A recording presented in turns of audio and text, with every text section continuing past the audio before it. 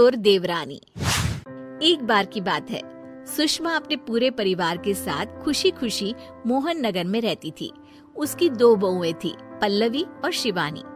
एक दिन दोनों बहुएं रसोई में काम कर रही होती है कि तभी उनकी सास सुषमा उन्हें बुलाती है। अरे बहू, जरा इधर तो आना। शिवानी, जरा जाकर देखना सासू माँ क्या कह रही हैं। दीदी आप ही देख लो ना जाकर, आपको भी तो सुनाई दे रहा है। अरे मैं आटा गूंद रही हूँ ना, तुम चली जाओ। हाँ तो मैं भी तो सब्जी काट रही हूँ ना दीदी। अरे बहू जल्दी आओ। ओह, ये तो जाएगी नहीं, मैं ही जाकर देखती हूँ कि क्या करना है। पल्लवी सुषमा के कमरे में जाती है। जी मम्मी जी, क्या हुआ? शाम को घर पर कुछ मेहमान आने वाले हैं, तो तुम अच्छा सा खाना बना लेना बहू। ठीक है मम्मी जी, आप बता दीजिए क्या क्या बनाना है और कितने लोग आ रहे हैं। सुनील की मौसी जी और उनका पूरा परिवार आ रहा है। कुल मिलाकर 3 लोग और हमें मिलाकर हुए 9 लोग। तो अभी से ही तैयारी करना शुरू कर दो। और हाँ, घर की सफाई भी कर देना, हाँ अच्छे से। जी मम्मी जी, सब काम हो जाएगा, आप चिंता मत कीजिए। पल्लवी शिवानी को घर में मेहमान आने वाले हैं इसके बारे में बताती है। क्या 9 लोगों का खाना बनाना होगा, घर की सफाई करनी है? बाप रे, सासू माँ ने तो हमें घर की नौकरानी ही समझ कर रखा है। ऐसा नहीं बोलते शिवानी, हम इस घर की बहू हैं और घर के काम करना हमारा फर्ज है। दीदी तो है ही सासू माँ की चमची, जब देखो सासू माँ सासू माँ। मैं तो इतना सारा काम नहीं करने वाली। शिवानी कपड़े लेकर गमला साफ कर रही होती है और चक्कर आने का नाटक करने लगती है। मेरा सर चकरा रहा है। तभी वहाँ पल्लवी और सासू माँ जाते हैं। अरे बहू, क्या हो गया तुम्हें? मम्मी जी, बहुत तेज सर में दर्द हो रहा है। तुम एक काम करो शिवानी, आराम कर लो। नहीं नहीं दीदी, घर में मेहमान आने वाले हैं, मुझे आपकी मदद करनी चाहिए। अरे कोई बात नहीं शिवानी, तुम आराम कर लो, मैं सब काम कर लूंगी। ठीक है दीदी, अगर आप इतना कह रही हैं तो आराम कर लेती हूँ। शिवानी आराम से अपने कमरे में मैगजीन पढ़ रही होती है। इसे कहते हैं आराम की जिंदगी। इतना सारा काम। चलो, सारा काम खत्म हो गया, शिवानी को देख आती हूँ।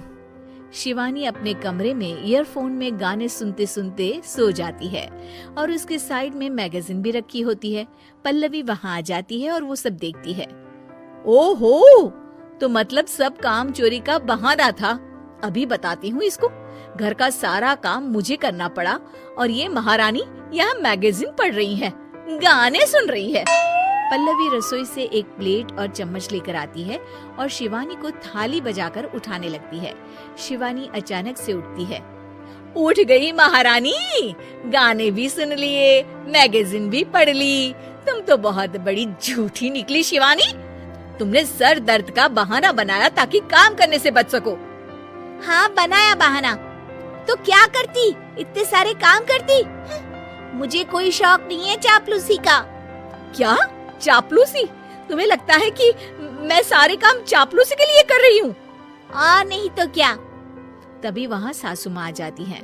अरे बहू, वो लोग बस आने ही वाले हैं, तुम तैयारियां कर लो। जी सासू माँ, तुझे तो मैं बाद में देखती हूँ। सब खाना खाने बैठते हैं और खाना शुरू करते हैं। तभी सुनील की मौसी बोलती है। वाह भाई वाह, खाना तो बहुत ही अच्छा बना है सुषमा जी, एक एक चीज में क्या स्वाद है। ये सुनकर शिवानी मुंह बना लेती है। उसे अपनी जेठानी की इतनी तारीफ राज नहीं आती। आपकी बहुएं तो बहुत ही अच्छा खाना बनाती हैं। हाँ, बनाती तो दोनों ही अच्छा है, पर आज ना ये सारा खाना बड़ी बहू ने बनाया है। छोटी बहू की तबीयत ठीक नहीं थी, सो इसलिए। मानना पड़ेगा सुषमा जी, आपकी बड़ी बहू तो बहुत ही गुणवान है। पल्लवी की तारीफ सुनकर शिवानी को जलन होती है। पल्लवी ये सुनकर खुश हो जाती है और शिवानी की तरफ देखकर उसे चिढ़ाती है। कुछ देर बाद मेहमानों के जाने का वक्त हो जाता है। मौसी जी सबके लिए उपहार लाई होती है। वो सबको शगुन के पैसे देती है और अंत में पल्लवी के पास आती है। तुम्हारे लिए शगुन का लिफाफा तो है ही, पर बहू तुम्हें एक और उपहार भी मिलेगा इतना अच्छा खाना बनाने के लिए। मौसी अपने सोने के कंगन निकालकर पल्लवी को पहना देती है। ये लो, ये मेरे मनपसंद कंगन है, अब से ये तुम्हारे हुए। धन्यवाद मौसी जी। ये देखकर शिवानी तो पूरी तरह से जल जाती है और गुस्से से रसोई में चली जाती है। तभी वहाँ पल्लवी आ जाती है और उसे अपने कंगन दिखाने लगती है। देवरानी जी, अब आपका सर दर्द ठीक तो है ना?